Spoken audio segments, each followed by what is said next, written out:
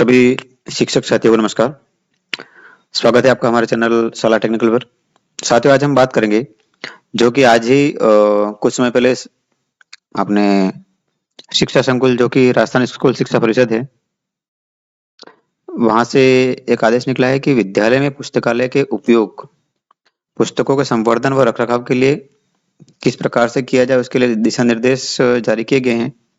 साथियों, ये जो दिशा निर्देश है वो जो हमारे लाइब्रेरियन साथी बंधु है वो या लाइब्रेरियन प्रभारी है उनके लिए बहुत ही उपयोगी है।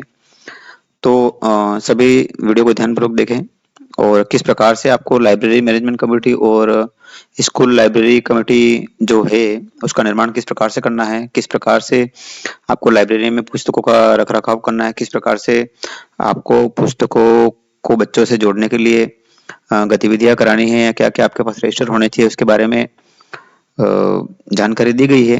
तो दोस्तों, वीडियो में बने रहिएगा और हमारे चैनल को सब्सक्राइब जरूर कीजिएगा। तो शुरू करते हैं दोस्तों।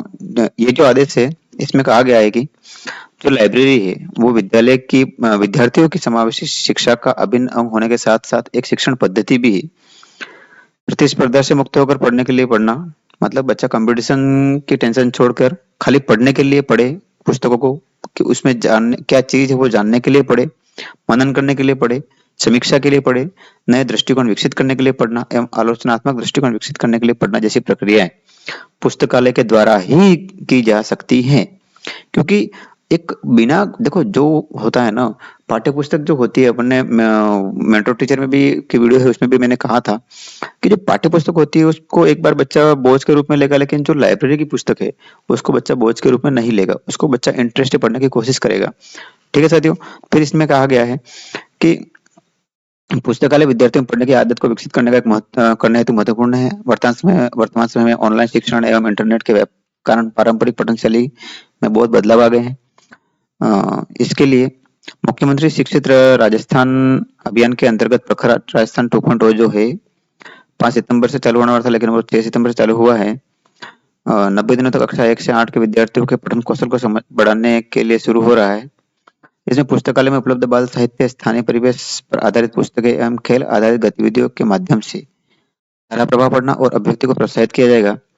ठीक है साथियों। इसके बाद अपन बात करें शिक्षक, अभिभावक और स्वयंसेवकों के सहयोग से, स्वयंसेवक मतलब वॉलंटियर के सहयोग से रीडिंग कॉर्नर बनाया जाए स्कूल में, लाइब्रेरी फेयर, पुस्तक मेला का आयोजन किया जाए और नियमित और इसके अलावा नियमित प्रगति मूल्यांकन होगा।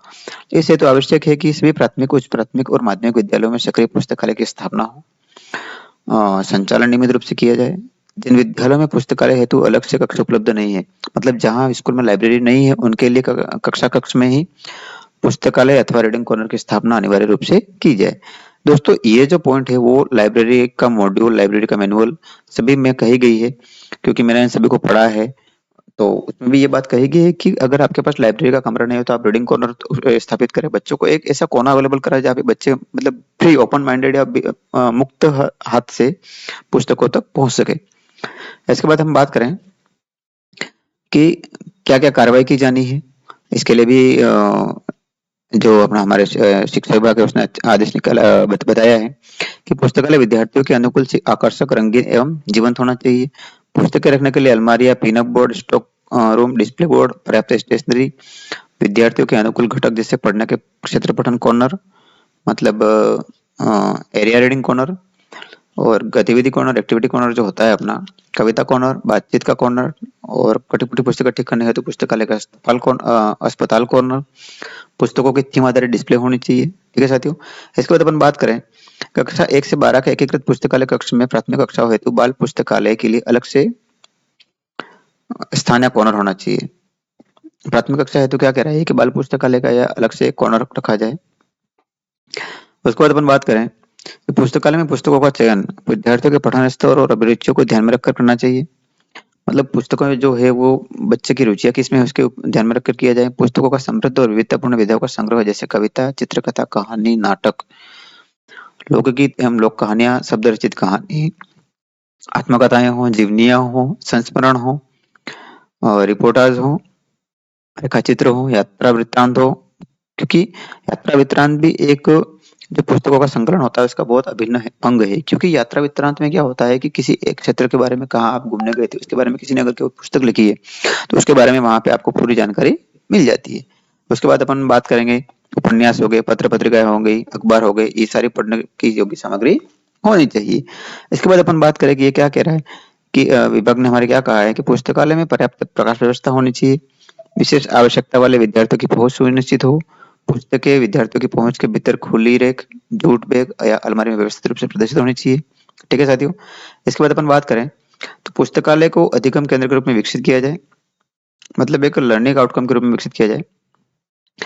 उसके बाद विद्यालय में जो एक्टिविटी होनी चाहिए उसमें बुक टॉक हो गई, रीडर राउल हो गई, खजाने की खोज हो गई, पुस्तक समीक्षा हो गई, रीडर्स थिएटर नामक बुक हो गई, बुक मार्क हो गया, लेखक के नाम पत्र हो गए, कहानी की अगली कड़ी होगी, अधिक गतिविधियां करवाई जाए।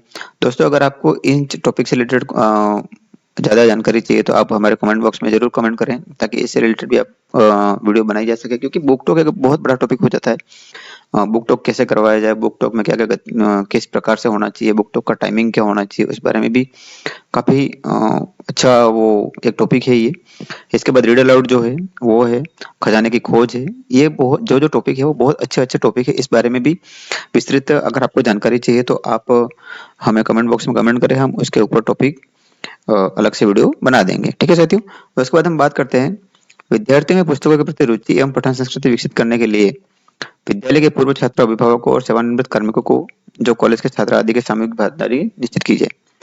इसके अलावा बात करें कि प्रति सप्ताह प्रति कक्षा निर्धारित पुस्तकालय काल में विद्यार्थी को उनकी रुचि के अनुसार पुस्तकें पढ़ने के लिए पुस्तकें दी जाए। इसके लिए वर्ष में कम से कम एक बार विद्यालय स्तर पर पुस्तक मेला आयोजित किया जाए। इसके बाद नो बैग डे, बाल सभा, यूथ में विकलांग में भी पुस्तकें बच्चों को पढ़ने के अवसर दिए जाए। साथियों इसके बाद अपन नेक्स्ट बात करें कि पुस्तकालय प्रबंधन समिति एवं विद्यार्थी पुस्तकालय परिषद का निर्माण किस प्रकार किया जाए और ये क्या होता है। तो दोस्तों जो है पुस्तकालय जो विद्यार्थी पुस्तकालय परिषद होता है, एसएलसी जिसको कहते हैं, गत सत्र में भी किया जा चुका है। आप नया चेंज करना चाहे तो इस सत्र में कर सकते हैं, नहीं तो अगर बच्चे वही आपके स्कूल में पढ़ रहे थे उसको भी चला सकते हैं। इसमें क्या होता है कि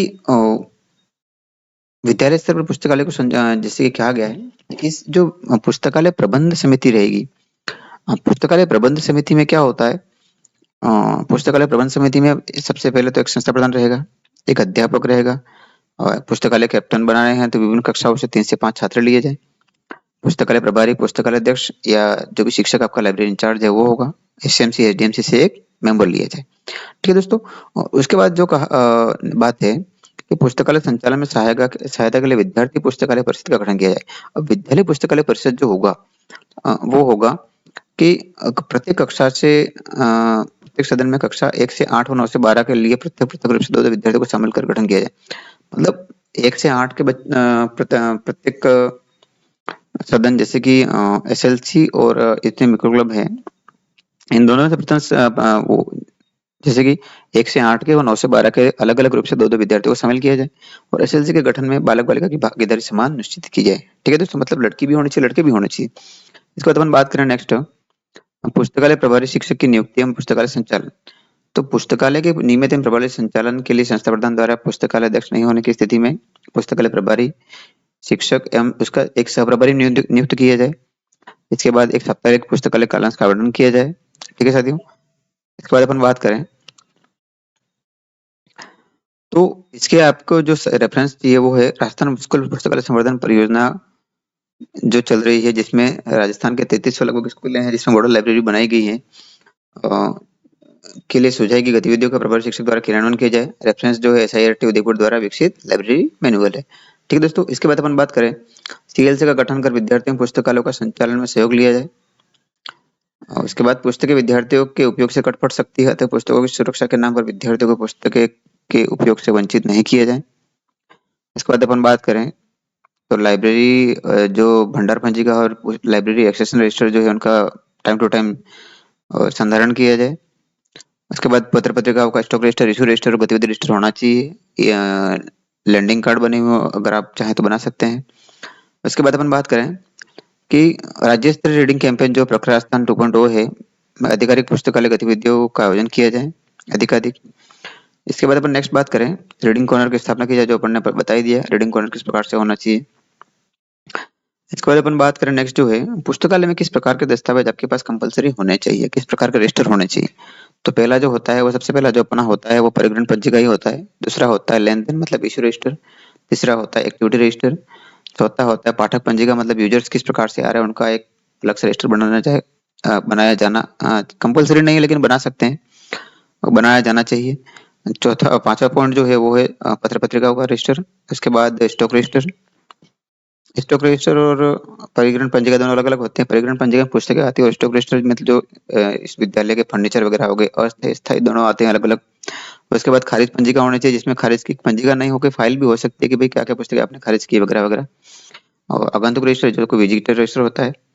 उसके बाद विद्यालय पुस्तकालय परिषद बैठक रजिस्टर होना चाहिए। लैंडिंग कार्ड आप चाहे तो बनवा सकते हैं, लैंडिंग कार्ड होने चाहिए क्योंकि उससे यूजर्स किस प्रकार की किताबों में रुचि रखते हैं उसके बारे में अपन को जानकारी मिल सकती है।